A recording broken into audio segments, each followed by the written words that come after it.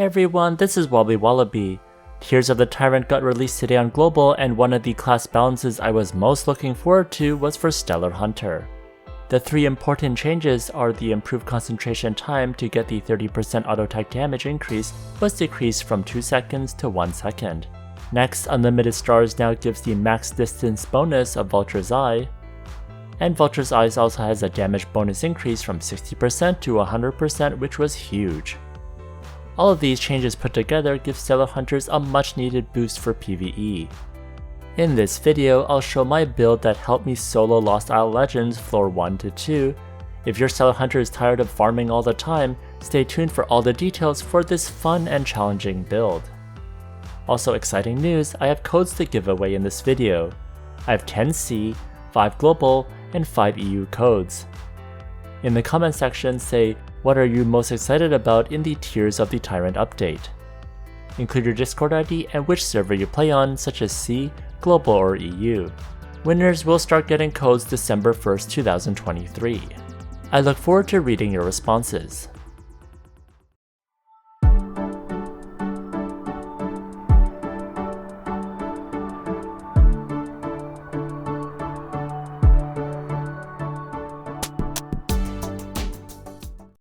The first class I played in Ragnarok Mobile was Stellar Hunter. I picked this class because I wanted a ranged DPS class. However, I switched to stronger DPS classes over the years, mostly because the huge drop in damage if you're close to the target made it very frustrating to play. The day before the update, I tried to solo the Legend Golem and I got stuck around half health. It was brutal since the Golem kept getting close to me, which reduced my damage. I wanted to experience the pain just one last time.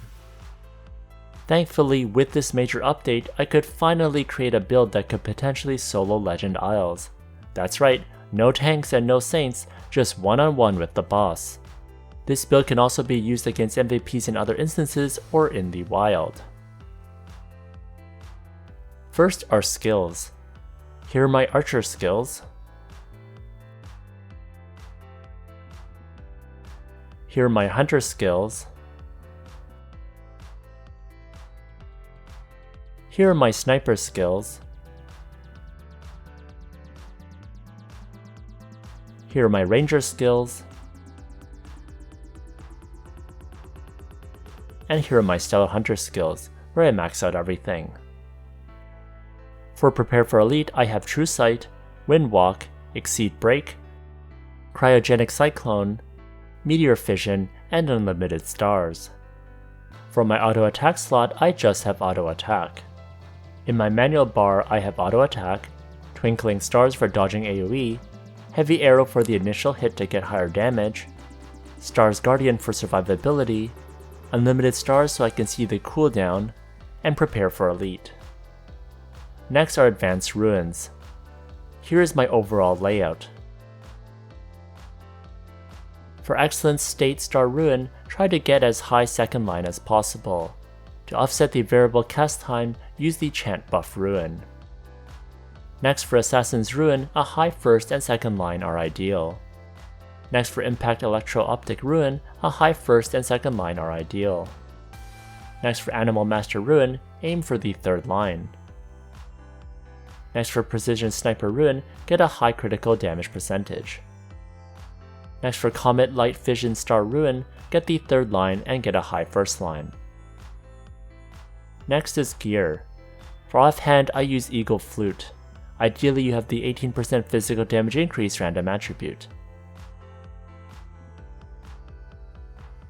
I use the Alistar card for damage to MVPs.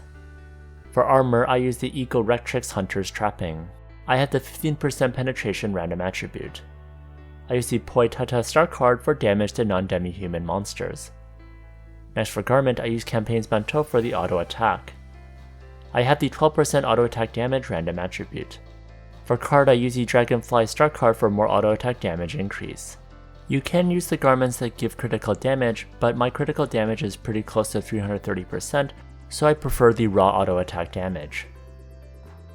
Next for footgear, I use Emperor of the Seas. I have the 6% physical damage increase random attribute. I use Flute Player Star card for more mobility. I don't use the Time Holder Star card since my auto attack is high enough. I found better mobility was needed for survivability. Next, for my first accessory, I used the gold earring for the raw attack and penetration percentage. Unfortunately, my ranged damage accessories just don't have good random attributes or enchants, so I had to use the gold earrings, which I use for other classes too. For card, I used the Greatest General card for the final damage. Next, for my second accessory, I used another gold earring. I used the Moonlight Tendrillion Star card, and I swapped this with racial cards as needed. Next, for weapon, I used the Overlord Crab Bow. I used the Drake Star card and the Menorah Star card for dealing with large MVPs. For head, I used Hella Baby with the Machine Dragon Wing card for dealing with large MVPs. Next, for face, I used Illusory Light Mirror for the auto attack damage. For mouth, I used Shape of My Heart for the auto attack damage. For back, I used Goodwill Gift Box for damaged MVPs. For tail, I used the Fox Helad for the auto attack damage. Next, for shadow equipment, I used Helion Bracelet for offhand. Next, for armor, I used Tar's armor, and yes, the set bonus for the crab bow does work even though this is on the shadow slot. Next, for garment, I used Cloud's undershirt. And for footgear, I used St. Mary's cloth shoes, which I use for all my DPS classes. Next, for Orko Mirror, I used the Bill for damaged MVPs, and Deathcat armor for the stun and silent resist. Next, I used the Lord of Vayne for the Ancient Relic. Just a warning, for free-to-play or semi-free-to-play players, you won't be able to solo Legend without some strong endgame gear. You can certainly do well in Brave instances or contribute to some damage in Legend. The buffs alone are not enough to miraculously make you solo Legend instances. Next, for attributes, I maxed Agi, then Dex, and then the remaining into Luck. I'm definitely doing the Glass Cannon build. I choose to max Agi due to the Dragonfly Star card. If you don't have that, you can stop at 480% attack speed. Next, here are my stats. I have 26,000 attack, 480% attack speed, 80.4% penetration, 238 critical, 318.9% critical damage, 117% auto attack damage increase, 131.7% damage, 91.7% physical damage increase. Next, for Adventure Handbook, I have 100% attack deposits and 3,173 raw attack. Unfortunately, at lower deposits, it'll be pretty hard to solo. You can definitely use Saint and get away with a much lower deposit. The unfortunate thing about going solo is you're on the clock to beat the boss since you need res. Next, for consumables, Fear Arrow is an amazing tech for killing bosses. 30% damage increase to races is incredibly high and a big damage boost. Next, for dealing with size penalty of bow versus large monsters, the normal Precision Stone is great if you don't have a Lightbringer in your party or the Drake Star card to deal with the weapon penalty. Next, for food, anti-death food like Prontera Royal Salad are nice, especially since you're super squishy. I also use these slow and rapid attack alloys, which are great for boosting your raw attack. Also, Mastery and Controlling alloys are also really nice for getting more elemental damage. You can also consume Dex, Agi, and Luck B meals. Next is my run against the Legend Golem. I'm using Fear Arrow, Water Converter, Slow Attack Alloy, and B meals. Then prepare for Elite, then Heavy Arrow. After that, I auto attack. To get some distance, I will use Twinkling Star to get away from those stones. It's great that the Golem can get right in your face and your damage is still at max distance for Vulture's Eye. This was a much needed change, otherwise you would have to run around and kite in order to get the damage. But then you can't use improved concentration as often. So as a result, I try not to move around too much and I just keep attacking in a single place. When Unlimited Stars is off cooldown, make sure you cast via Prepare for Elite. Then I continue standing there and auto-attacking while tanking the Golem and healing with potions. I also will dodge with Twinkling Star for his AoE.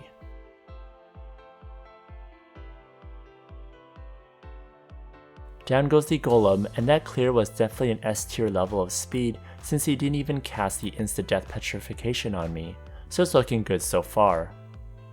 I'd also tried this with other S tier classes like Ragnarok, and the speed wasn't that far off, which is really great. However, survivability wise, Ragnarok is still S tier, whereas Stellar Hunter is trash for survivability. You definitely need a Saint. Next is the Sea Spirit Totem. I am using Fear Arrow, Fire Converter, Rapid Attack Alloy, B-Meals, and the Fire Mastery Alloy. This was definitely a tough match and I really needed as much damage as possible. I cast Star's Guardian, prepare for Elite, then Heavy Arrow. Then as before, I auto attack and use potions to survive. You must avoid dying since the anti-death must be used for his unavoidable AoEs, not his normal attacks. For his first Transform Ray, I look away pretty early, but I also got him down to about 66% already, which is good. I make sure I walk a little bit forward after so he doesn't hit me with his attacks that happens when you're out of his range. That damage can easily proc your anti-death, then the unavoidable AoE will definitely kill you. His second AoE is fine, I just keep attacking and not moving. His third AoE is out, I am out of range so I keep attacking without moving. After I move forward a bit to avoid his fourth AoE. At the end, it's a race against the clock to kill him before his second transformation ray comes out. Down he goes.